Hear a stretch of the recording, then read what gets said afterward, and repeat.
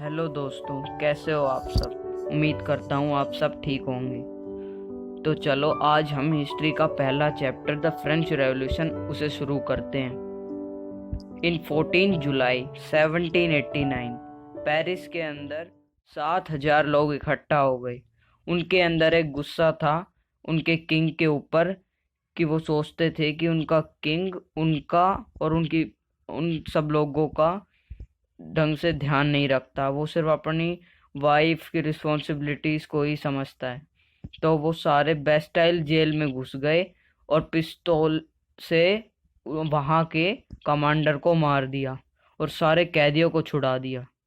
तो चलो अब देखते हैं कि द फ्रेंच रेवोल्यूशन में द रेवोल्यूशन है उसका मतलब क्या होता है।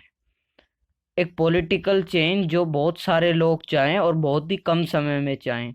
लुई 16 वहाँ का राजा था फ्रांस का, और वो एक बर्बन फैमिली से बिलोंग करता था।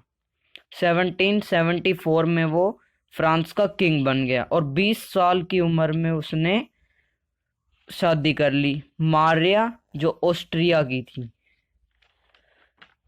जब वो किंग बना उस टाइम फ्रांस का पैसा, उनकी मनी ख़त्म सी हो गई। और उनकी पैसा मनी ख़त्म होने के क्या कारण थे, अब उसकी बात करते हैं। कोई 5 कारण जिससे हमें पता चले और ये पेपर में भी आ सकता है, तो इसे ध्यान से पढ़ते हैं। फ्रांस के अंदर जब वो वॉर में बहुत ज़्यादा इन्वॉल्व रहते थे, उन्हें वॉर करना बहुत पसंद था। तो वॉर में तो पैसा लगता ही है, इससे उनकी मनी, उनका पैसा ख़त्म हुआ। साथ ही साथ वो अपने पैलेस वर्साइलर को मेंटेन करने में उनका बहुत सारा पैसा चला जाता था। और लुई 16 ने अमेरिकन 13 कॉलोनीज को ब्रिटिश आर्मी से लड़के ब्रिटेन से आज़ाद करवाया था। इससे उन पे 2 बिलियन लिव्र का कर्ज चढ़ गया, जो उस टाइम फ्रांस की करेंसी थी।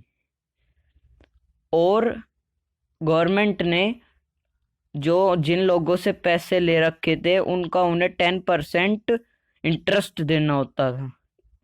और साथ ही साथ वो अपने स्टाफ और गवर्नमेंट ऑफिसर्स की सैलरी इन सब खर्चों में देने के लिए, इसी वजह से इनका फ्रांस की मनी ख़त्म होने लगी। उस टाइम फ्रांस की सोसाइटी 3 एस्टेट में डिवाइडेड थी। First estate, second estate and third estate. First और सेकंड एस्टेट के लोग कोई टैक्स नहीं भरते थे और सारे टैक्स थर्ड एस्टेट के लोगों पर लगे हुए थे। तो फर्स्ट एस्टेट के बारे में अब हम बात करते हैं। फर्स्ट एस्टेट के वो लोग थे जो चर्च में काम करते थे और उन्हें क्लर्जी बोला जाता था। और सेकंड एस्टेट में वो लोग थे जो किंग थे और उसके मिनिस्टर थे और जो हाई पोस्ट पे थे गवर्नमेंट में, और उन्हें नोबिलिटी कहा जाता था। और थर्ड एस्टेट में वो लोग थे जो कॉमन मैन थे, आम इंसान थे, बिजनेसमैन थे, छोटे बिजनेसमैन थे वो, और मर्चेंट थे, लॉयर थे, फार्मर थे, और जो कम वेजिस में, तनख्वाह में काम करते थे वो एम्प्लॉय थे। और उस टाइम फ्रांस में 90% फार्मर्स थे और फार्मर के पास उनका खुद का लैंड भी नहीं होता था।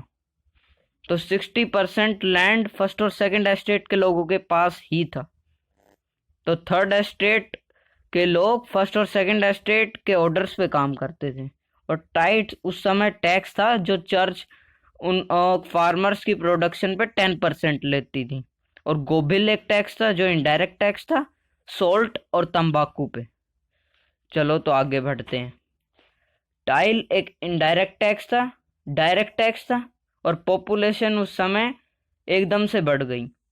1715 में 23 मिलियन थी और एकदम से 1789 में 28 मिलियन हो गई।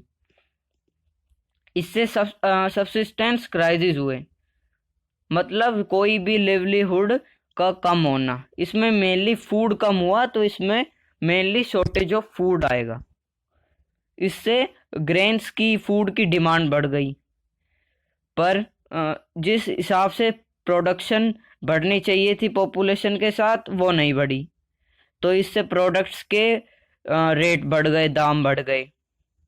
और जो कम सैलरी पे काम करते थे जो लोग, उनकी सैलरी नहीं बढ़ी, पर जो रेट थे वो बढ़ते चले गए। इससे जो गरीब था, जो पुअर था, वो और गरीब हो गए, और जो रिच था, अमीर था, वो और अमीर हो गए। इससे ब्रेड के रेट भी बढ़े। और जॉन लुकी एंड जीन जैक्वस रोसियो था, उन्होंने कहा कि थर्ड एस्टेट के लोगों को इक्वालिटी के लिए फाइट लड़नी चाहिए, और जॉन लुकी ने कहा कि मोनार्की गलत है।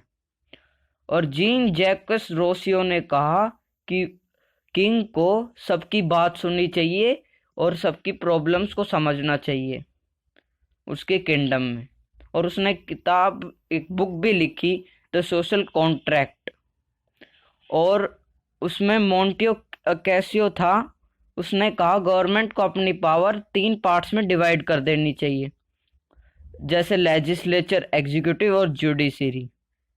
तो चलो आज हम फर्स्ट पार्ट में इतना ही पढ़ते हैं। अब मिलेंगे अगले वीडियो में।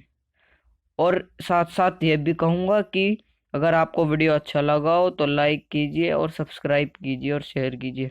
Thank you.